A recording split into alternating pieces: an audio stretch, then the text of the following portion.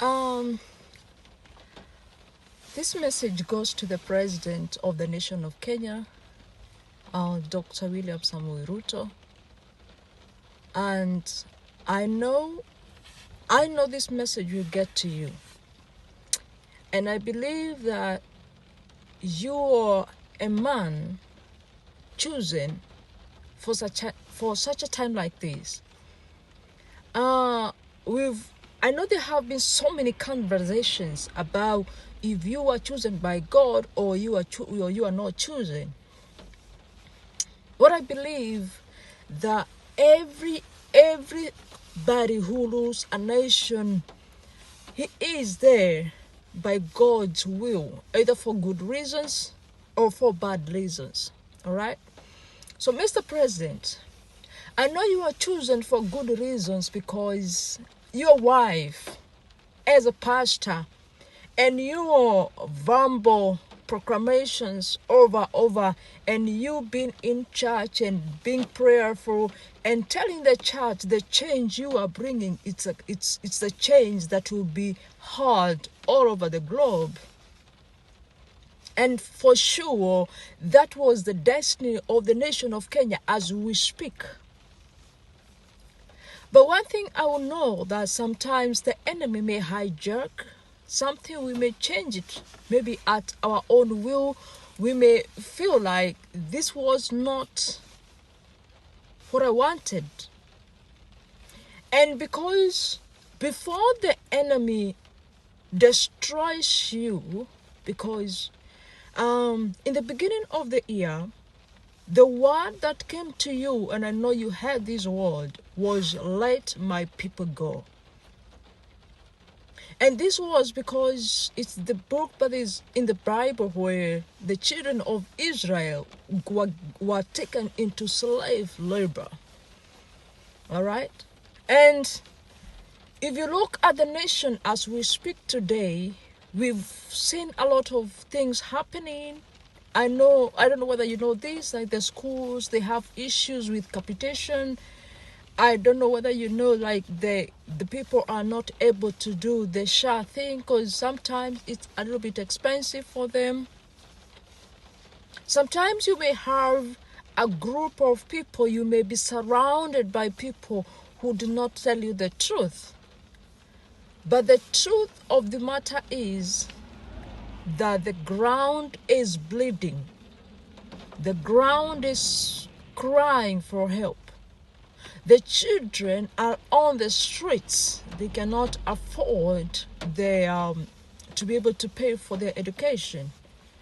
They have been used to free education, but it's no longer possible for so many people. And Mr. President, the Lord is asking you to stop stopping yourself. Unajipiga kifua sana. You are stopping yourself and calling yourself God. This means you are the word that God has given me again, it's the pride. And you're proud calling yourself a God. And you know, we normally say it's the pride that precedes a fall. And God is telling you, like, stop being proud. And He's asking you two questions. Mr. President, if I hand you over to the world of the God, if I hand you over, to the world of the dead, will you still say that I am God? The second question God is asking you. If I hand you over to a nation powerful than you are, will you still say that you are God?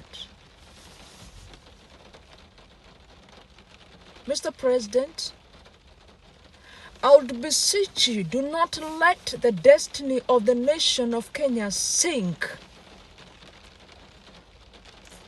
Because that's where we are headed. I know you have big agenda. Remember, there were big agenda that weren't accomplished the other time that you were in power.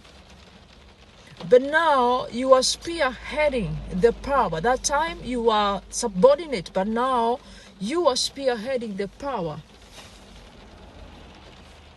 So the God is saying again that a time will come when I will scatter your advisors into other nations, into different nations. And again, and I will make sure that those court system that advises you, they are scattered.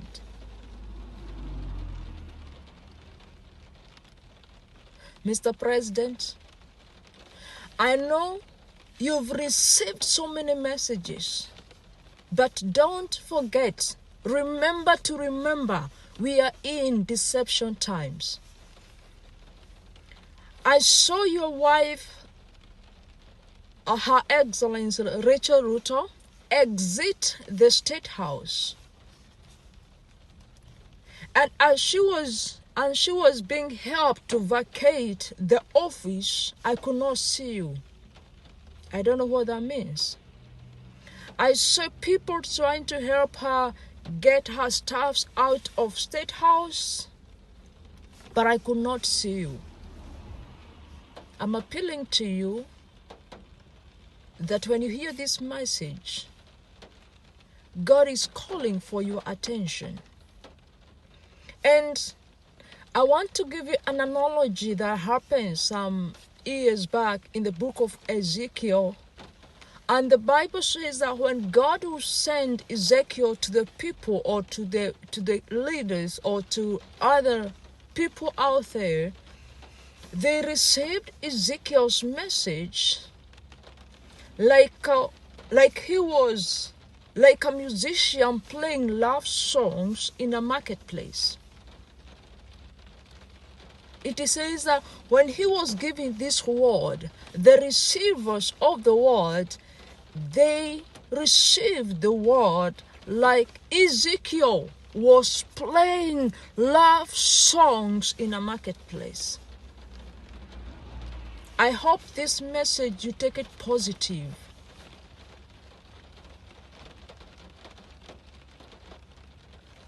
Learn to separate the voice of God and deception. God bless you, Mr. President, and may the Lord give you wisdom. God bless you.